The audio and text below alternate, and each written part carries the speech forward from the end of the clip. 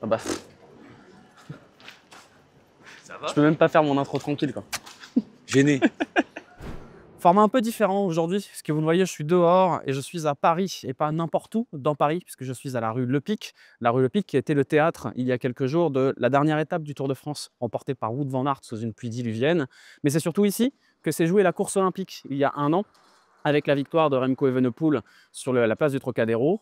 Et lors de cette course, on a eu 2 médailles du côté français. On a eu une médaille d'argent et une médaille de bronze. Et donc pour ce petit pèlerinage du côté de la rue Le Pic, qui de mieux pour m'accompagner que le médaillé d'argent en la personne de Valentin Madouas. Comment ça va, Valentin? Salut Charlie, Salut, ça va? cette intro, elle est quand même bien foutue, hein. Ouais, super.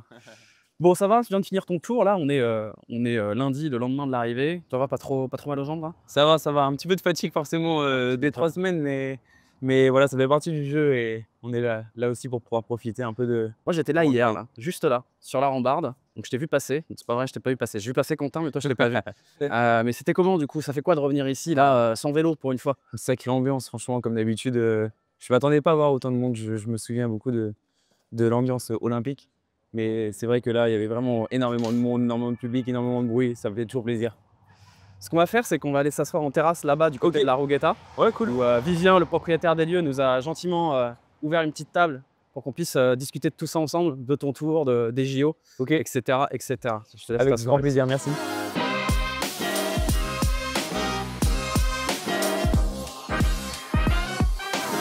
Bon, Valentin, on n'est pas exactement des parfaits inconnus puisque ça fait quoi, 2 ans qu'on se connaît. Tu m'as emmené dans ta Bretagne voir Brest-Real Madrid, c'était un peu notre Paris. Là, moi, c'est moi qui t'accueille à Paris. Alors, c'est pas vraiment chez moi c'est Lyon, bon, je connais bien Paris. Tu m'as dit que tu avais déjà pratiqué ces routes-là. En fait, tu avais déjà passé ce virage Le Pic il y a longtemps. Ouais, il y a très longtemps, on était avec, bah, justement ma copine et puis, des amis. On rentrait de vacances, puis on s'est fait un petit peu tous les monuments parisiens, de nuit. C'était un moment super agréable et puis on avait loué des Vélib, on était passé par ici en vélo et c'était un beau souvenir déjà, qu'on avait passé entre amis et le fait de pouvoir y repasser, lors d'une vraie compétition cycliste, je m'étais pas imaginé ça, quand on l'avait fait. Du coup, tu y es passé 2 fois. Tu y es passé l'an dernier pendant les JO et tu y es passé là hier pour le Tour de France. Bon, j'imagine que tu as préféré les JO. Moi, je préférais les JO parce que le résultat, il était meilleur forcément et puis qu'il faisait plus beau. Après, c'est toujours très particulier de venir ici parce que, bah, forcément, ça me remémore, beaucoup de souvenirs, beaucoup de choses et c'est toujours, ouais, vraiment super. Ça t'a fait quoi de revenir ici, de repasser même là, sans public, sans barrière? Est-ce que tu reconnais un peu les lieux? Ou est-ce que, est-ce que tu reconnais les lieux déjà là, maintenant? Est-ce que tu as eu le temps de les regarder quand tu es passé? Ouais, bah, après, il y a beaucoup de public donc c'est toujours différent mais je reconnais bien, ouais, le lieu forcément, les pavés, et ça me remémore, ouais, forcément pas mal de souvenirs à chaque fois. Je me dis, je ressens un peu ce que j'ai, vécu sur le vélo, tu vois? Les sensations, ah là, je souffrais, là, fallait faire la relance, donc ouais, c'est Tu arrives quand même à repérer des endroits, un peu clés, ouais, je connais là, ici, c'est un peu plus plat et juste après, justement, c'est là où ça se durcit donc là, je sais, c'est le moment où soit tu es un peu mal placé, il faut que tu te replaces très vite et où il faut aussi garder un petit peu l'aspiration pour pouvoir bien ressortir juste après donc je reconnais bien tout ça, ouais. On va revenir un peu sur les JO avant de parler un peu du Tour de France. Au moment des JO, au moment où c'est annoncé que c'est à Paris, toi, tu y penses déjà? Tu te dis: «Je veux y être», tu as une idée du parcours? Ouais, bah, je voulais forcément y être. Enfin, quand déjà, tu sais que les jeux olympiques, c'est en France, tu as voilà, une idée dans ta tête, tu te dis: «Bon, j'espère pouvoir, participer». Après dans le vélo, il y a tellement peu de sélectionnés, c'est toujours Mais compliqué. c'est 4 coureurs en plus, on 4 pense, ouais, coureurs hein. en plus, parce qu'on était dans la meilleure nation, mondiale, donc c'est aussi pour ça.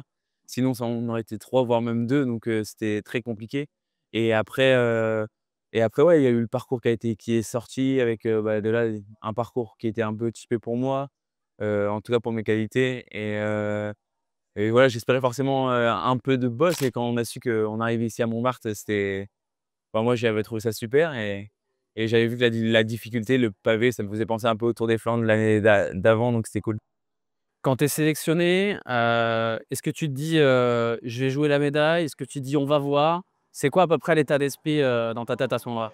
Déjà pour commencer, l'état d'esprit, à chaque fois, c'est essayer de faire la meilleure paire possible, et puis ensuite en discutant avec Thomas, il avait des stratégies en place, qu'est-ce qu'il voulait faire, et puis, bah, moi, oui, je rêvais de médaille olympique forcément. Après, quand tu sais, quand tu as 70 coureurs au départ, tu te dis que tu as plus de chances que quand tu es 180 au Tour de France.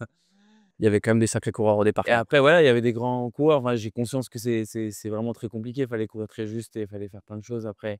voilà, ça fait partie du jeu, ça fait partie de la course, ça fait partie de plein de choses mais oui, moi j'espérais forcément, faire cette médaille, au départ. Après, le but c'était qu'un Français soit sur le podium et c'était notre objectif et notre briefing, avec Thomas. Et justement, Thomas, c'était quoi la stratégie? C'était en foot partout? Ouais, il y avait deux scénarios.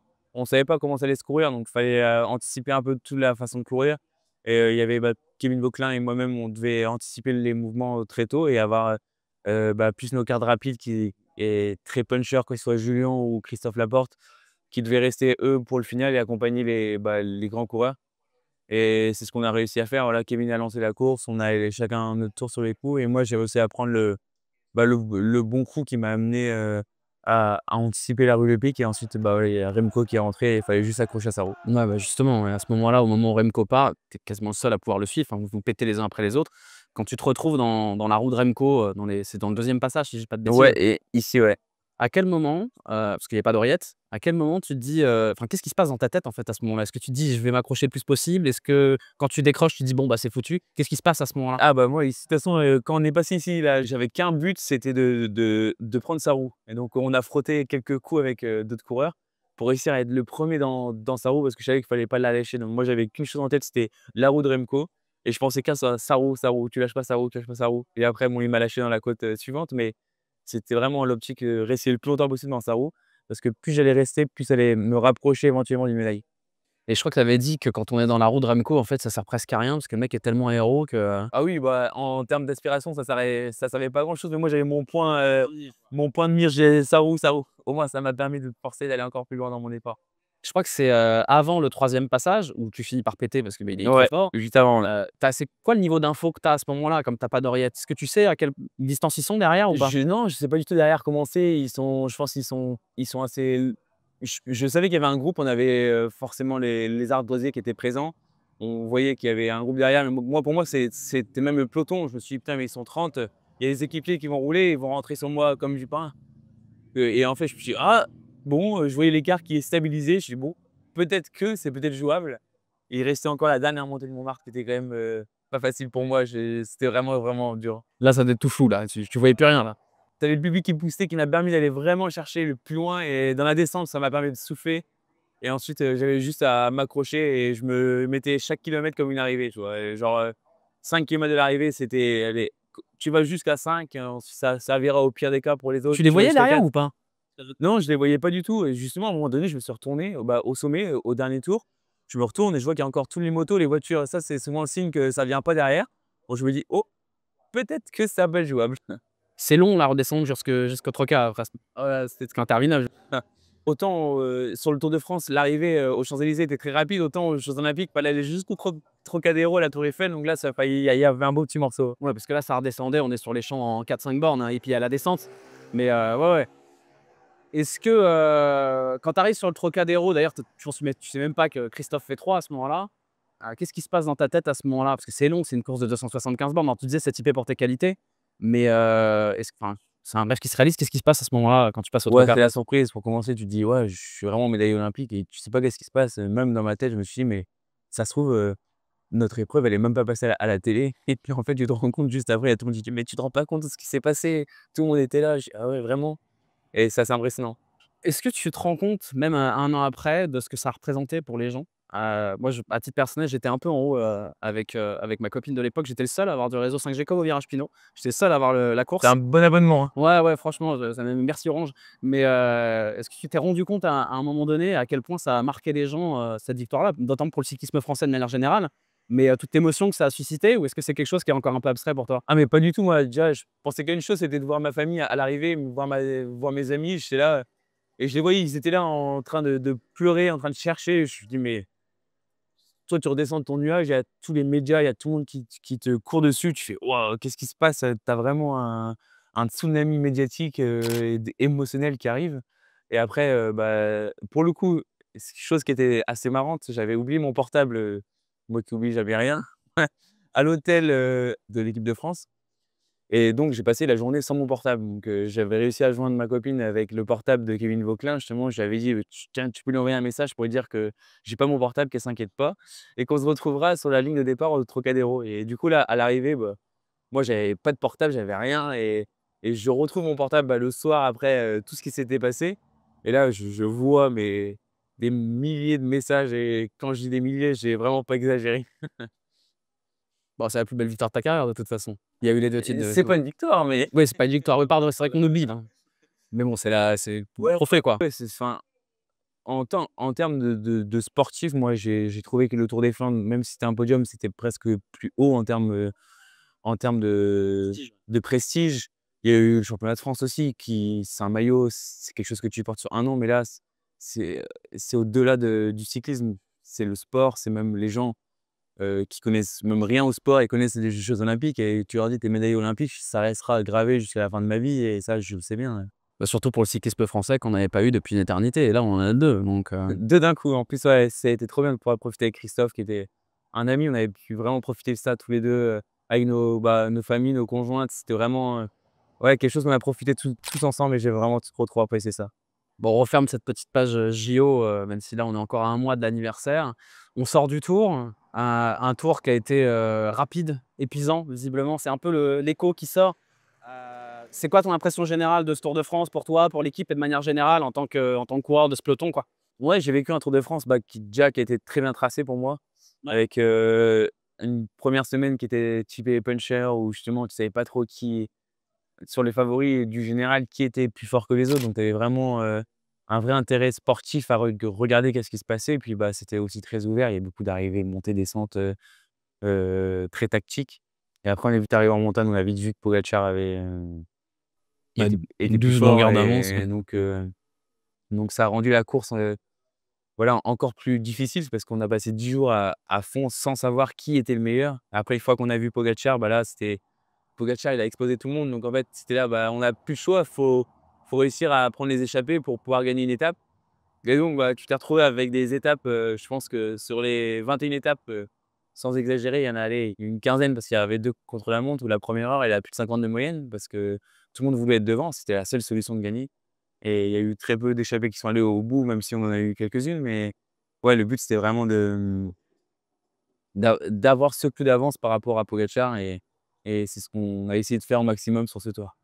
Est-ce que, tu pas le sentiment qu'on est, dans un cyclisme où c'est de plus en plus dur de créer l'exploit?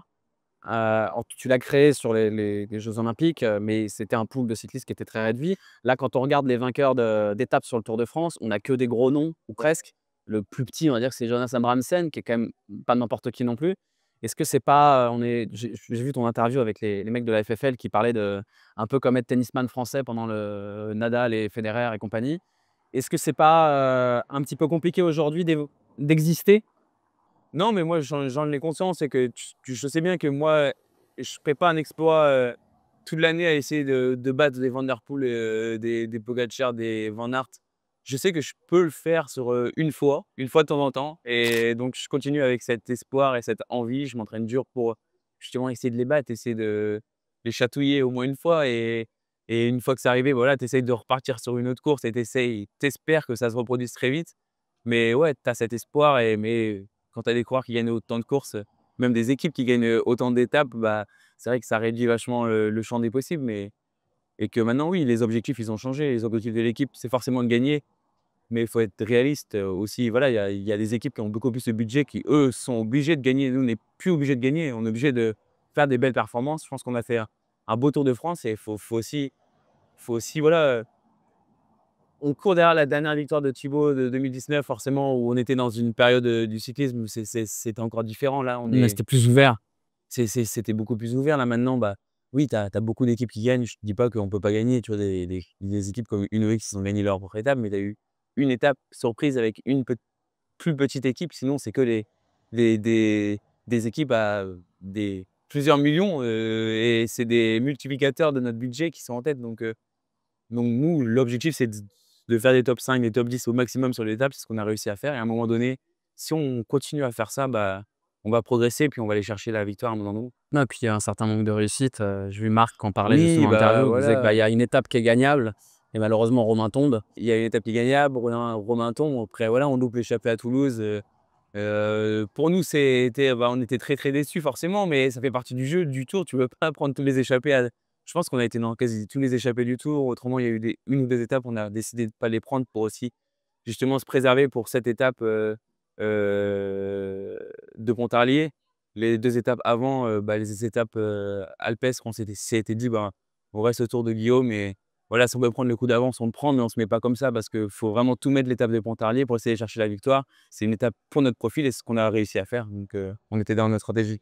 C'est quoi tes envies, toi, tes ambitions pour la suite? Est-ce que, tu veux continuer à courir après cette victoire étape sur le Tour de France? Est-ce qu'un jour tu aimerais bien retourner sur le Giro? Moi, je me souviens quand tu étais, beaucoup plus jeune, tu avais fait le Giro, d'ailleurs tu avais joué général, tu 13e si je dis pas de bêtises. Ouais, bah, sans jouer le général, c'est mon premier grand tour, donc j'ai été arrivé sans prépa du tout, donc j'étais 1re journée de repos dans le top 10 du général, avec une échappée qui était allée au bout forcément parce que j'avais perdu beaucoup de temps au début. Mais on a ouais, c'est un objectif. Après moi, je reste en tête que Pour pour ma carrière, j'aimerais gagner sur le Tour, donc si je peux revenir sur le Tour, je reviendrai sur le Tour et j'espère avoir cet exploit à un moment donné et être encore plus en forme que ce que j'étais là et aller chercher ce ouais, je pense que je suis régulier dans les 20 premiers quasi sur toutes les étapes dures, les étapes, que je visais même, voilà, Abrahamsen, il arrive à gagner, je me sens capable de pouvoir gagner. Après, ça fait partie, du Tour, il faut avoir la réussite au bon moment, il faut que les planètes s'alignent comme on le dit et je continuerai là-dessus. Après, on parle des grands tours, mais moi, je vise aussi les classiques déjà dès la fin de saison qui vont être hyper importants. Surfer sur cette fin de tour où je suis sorti plutôt en forme pour pouvoir aller chercher des beaux résultats. Ouais, tu avais l'air quand même d'avoir les jambes de manière générale, donc Ouais, je suis super content. Enfin, voilà, aussi, faut pas oublier que mon rôle dans l'équipe, c'était d'être équipier de Romain, de Guillaume au maximum. Donc, je usais aussi un petit peu d'énergie, même si forcément, je suis un rôle plus dans le final des courses, mais tu te focalises pas sur les étapes, de la même manière. Enfin, ton placement, c'est toi qui essayes de le faire. Tu essaies d'aller aider justement. Donc en fait, tu uses un petit peu d'énergie tout le temps et sur un Tour de France, à la fin, bah, c'est sûrement ce qui manque pour aller chercher la grosse paire. Donc voilà, mon rôle, il était défini dès l'avance avec, l'équipe et après j'avais la chance sur des échappées qui puissent aller au bout de pouvoir, jouer ma carte et c'est ce que j'ai essayé de faire sur l'étape où je finis, 10e, où on arrive pour la place de 3 au sprint. Bon, c'est voilà, j'étais un peu fatigué de ma journée et je loupe mon sprint, mais ça fait partie du jeu.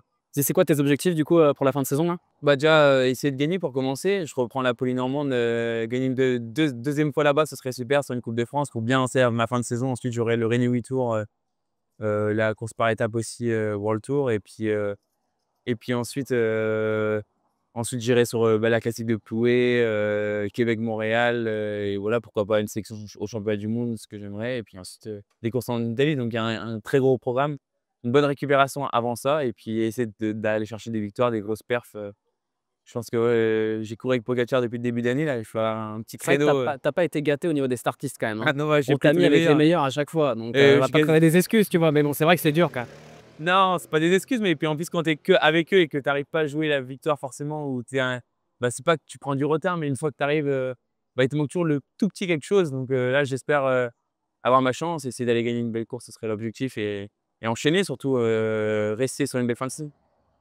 Donc tu sens bien pour la fin de saison, quoi? Moi j'y crois parce que je suis sorti en forme du Tour, je suis pas sur la phase, descendante, je suis plus sur la phase montante et maintenant voilà, il va falloir bien jobber, bien récupérer et aller donner ouais, voilà, essayer de mettre de la confiance maintenant, montrer aussi à mon équipe que je peux aller faire des gros résultats, me montrer à moi-même également et ce sera le but de cette fin de saison. Merci Valentin d'avoir accordé ce temps. Je l'avais promis depuis longtemps, à ma petite commu. On devait faire à la base un live à Montpellier. On n'a pas eu le temps, on n'a pas eu l'opportunité. C'était un peu compliqué pendant le tour. Je ne sais pas quand c'est Brest-Lyon cette saison. En tout cas, toi, Lyon-Brest, tu es le bienvenu. Avec plaisir. Voilà, pour, perpétuer cette tradition parce qu'on rappelle quand même que le running gag, il part de là, hein. Ouais, grave. C'est que moi, je te dis, s'il y a Brest-Real Madrid, tu m'emmènes au stade et c'est un peu comme ça qu'on est devenus potes. Voilà, donc je te souhaite le meilleur pour la fin de saison en espérant te retrouver à un autre moment, avec une victoire à la clé. Merci Charlie, salut. Salut, à bientôt.